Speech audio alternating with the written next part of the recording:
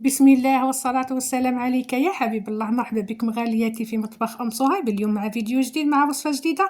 اليوم جبت لكم بوراك البطاطا والطونة، يجي من أروع ما يكون، يجي بنين ومعسل ومفرمج ومقرمش في نفس الوقت، يطيب واحد اللون الذهبي من أروع ما يكون. يعني هذه الوصفة ماهيش راح تخطاكم 30 يوم من شهر رمضان الكريم. يجي روعة روعة يا البنات، بواحد المكون السري اللي يزيد له بنة على بنة. هذا البوراك راح تستغناو كامل على البوراك تاع لا فيونداشي وتاع الدجاج. يلا نمروا مع بعض المقادير وطريقة التحضير. لهنا حبيباتي كيما تشوفوا عندي البطاطا انا غليتها غير في الملح فقط والماء. بعد ذلك يعني راح نرحيها هكا غير بالفرشيطه فقط، او اذا عندكم هذيك الاداه اللي ترحيو بها البطاطا استعملوها. انا اليوم جبت لكم كل شيء ساهل ماهن وبالخف توجدوا هذه الوصفه. كيما تشوفوا هكا نرحيها غير بالفرشيطه فقط يعني وهي سخونه، لانه اذا تبرد تجيكم شويه صعيبه. هكذا يا البنات. بعد ما يعني نمعسها مليح مليح بهذا الشكل. واش راح نزيد لها البطاطا هذه تاعي؟ راح نزيد لها لهنا كيما تشوفوا ملعقه صغيره تهريسه، هذه اختياريه، اذا وليداتكم ما ياكلوش الحار اكيد تستغناو عليها. المكون السري اللي يزيد لها بنه هذا البوراك تاع البطاطا البصله لهنايا البنات. انا واش درت لها؟ قطعتها وخليت درتها مكعبات صغيره وقليتها شويه في الزيت والملح على نار عاليه تمام. يعني ذبالت مليح وزدتها مع هذه البطاطا. زدت الزيتون، زدت الدبشه، وايضا لهنا التوابل. درت رشه تاع فلفل اكحل، درت رشه ايضا تاع كزبر ورشه تاع الكمون، يعني رشه صغيره فقط تاع الكمون ما نكثرش. وراح ندير اكيد الملح. بعد ذلك واش راح نزيد لهذه المكونات؟ راح نزيد لهم علبه تاع الطونه ونزيد لهم الجبن. يعني هذه المكونات يعطيو بنة روعة روعة لهذا البوراك نتاعنا. إذا كنتوا بغيتوا، يعني أنا الطون اللي عندي لهنا تاع الزيت، وانتم إذا عندكم تاع الطماطم ديروها تجيكم أحسن وأفضل. هكذا يا البنات. وتقدروا أيضا تستغناو عليها، ديروا هذه المكونات فقط بدون الطونة، يعني لكم الاختيار. لهنا الجبن انا راح ندير لهنا 4 مثلثات من هذا الجبن كما تشوفوا. نتوما لا كان عندكم الجبن البدون ديروا 2 مغارف كبار. يعني هذا الجبن ايضا يخليه يجي معسل ومفرمج من اروع ما يكون.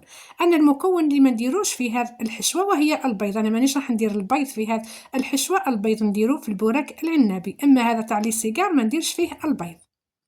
هكذا كما تشوفوا راح نخلط كل شيء مع بعض بهذه الطريقه ونخليها يبرد. يعني هذا الخليط يبرد شويه لانه البطاطا راهي سخونه، نخليه يبرد مليح مليح. بعد ذلك نبدا نحشي البوراك تاعنا بهذه الطريقه وبهذه المكونات. راح يجي هذا الحشو يجي بنين من اروع ما يكون. هذا هو الحشو تاعي حبيباتي. بعد ما كملته يعني وخلطته مليح مليح، الان راح نجيو للبوراك. انا في العاده موالفه دائما يعني نستعمل البوراك تاع اليد او نشري هذاك اللي يصنعوه انسا في الدار، يعني البوراك تاع السميد. هذه الخطره راح نشارك معكم البوراك هذا اللي يتباع تاع المحلات، هذا تاع العائله. ولكن عجبني، يعني عجبني بزاف بزاف لا مارك هذه. يعني ماهيش اشهار يا البنات، ولكن يعني روعه روعه، ما تشربش الزيت اطلاقا، وكانه بوراك ديول تاع اليد يعني. هذا هو يجي هكذا يا البنات. وايضا ساهل ماهل. يعني بالخف تفصلوهم على بعضهم، يعني ما يتفتتوا ما يتكرفسوا ما يتكسروا ما يصرى لهم والو. تقدروا هذا البوراك ديروه للمالح، وتقدروا ايضا ديروه يعني لي سيجار حلوين. تقدروا ديروا به حتى الصلصه، يعني تجي من اروع ما يكون. هكذا راح نفصل هذوك الحبات تاع البوراك من بعضهم ونبدا نحشي الحشو تاعي. انا لهنا راني درت الجبن، يعني مانيش راح نزيد الجبن في هذا الحشو، يعني نحطه هكذا ونديرو على شكل مستطيل. بعد ذلك راح نغلق عليه، يعني نغلقه بكل سهوله. يعني راح ندير اولا الحواف هكذا، نغلق الحواف ونضغط مليح باش يلصقوا مليح في بعضهم هكذا بهذا الشكل.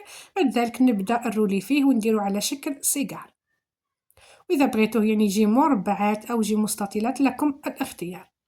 أنا اليوم راح ندير يعني كنا صايمين أنا والزوج تاعي، يعني قررت أني ندير بوراك وندير شوربة. وبإذن الله في الفيديو القادم راح نشارك معكم شوربة فريك. هكذا كما تشوفوا، يعني نمشي الحشو هكذا على تقريبا الحافة كامل تاع الحبات تاع البوراك باش يجيو الحبات كامل قد بعضهم. لا كما تشوفوا خواتي الحشو تاعي يعني ماشي جاري، جوا وناشف شويه باش ما يخرج لكمش من هذوك الورق تاع البوراك كي تعودوا تقليو فيهم. كما قلت لكم انا طريقتي اني ما نديرش فيها البيض. نكمل كامل الحبات اللي عندي بنفس الطريقة حتى نكملهم كامل يا البنات. بعد ذلك نبدا نقلي مباشرة. انا حتى نكمل كامل هذا البوراك نتاعي نشكله على شكل سيجار ونغطيهم، بعد ذلك نبدا نطيب مباشرة.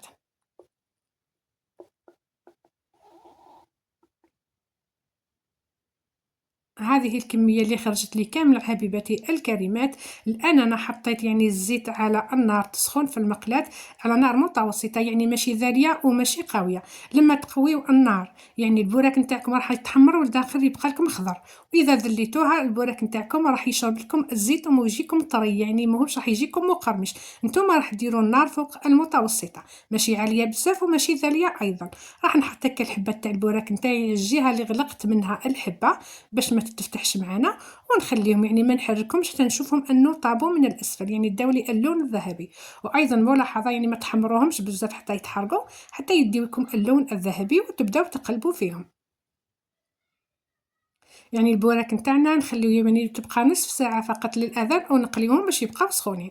لاحظوا لهنا غالياتي، لاحظوا لهنا اللون اللي طاب لي به، جاني اللون ذهبي رائع جدا كما تشوفوا هكذا، ونقلبهم بكل سهوله. أنا لهنا المقلة تاعي كانت شوية صغيرة، والحبات كانوا كبار شوية، تعبوني باش قلبتهم. نزيد نخليهم يطيبوا على الجهة الثانية بنفس اللون، ما تخليهمش كما قلت لكم يتحمروا لكم بزاف. بعد ذلك راح نحيهم فوق ورق الماس حتى كما كان الزيت الزائد هذاك كل نتخلصوا منه. وانا في الحقيقة ما شربوليش الزيت اطلاقا، نقولها ونعاودها، هذا الورق تاع البوراك كان عجبوني بالبزاف. لنا البنات كما تشوفوا غالياتي في الجهه الثانيه ايضا راح نحيهم، راح نهزو مكان نقطرهم من هذيك الزيت ونحطهم فوق ورق الماس كما قلت لكم. بعد ذا ونكمل نطيب الكميه الثانيه اللي قعدوا لي، وتشوفوا ان شاء الله البوراك تاعي في شكله النهائي. هذا هو حبيباتي البوراك تاعي، راح نزينو رشه خفيفه فقط تاع دبشه كما تشوفوا. انا لهنا كان ماهوش عندي الليمون، تقدروا ايضا ترافقوه بشرائح من الليمون. وهذه الوصفه تاعي حبيباتي الكريمات غاليتي، البوراك نتاعي جا من اروع ما يكون، جا مقرمش وجا بنين وجا ما شاء الله. هذه الوصفه غير بالبطاطا والطونه جا من اروع ما يكون، تقدروا ترافقوه ايضا مع الشوربه مع حريره في شهر رمضان الكامل. هذه الوصفة تاعي تاع نهار اليوم، نتمنى عجبتكم. إذا عجبتكم ما تبخلوش عليا جمل الفيديو، بارطاج مع أحبابكم وأصدقائكم، ونتلاقاو إن شاء الله في فيديو قادم مع وصفة جديدة. نقولكم مع السلامة في أمان الله تعالى. نتمنى أني وفقت في أداء هذا الوصفة، وإن شاء الله تعجبكم غالياتي وتجربوها لوليداتكم. ونقولكم مع السلامة مرة ثانية.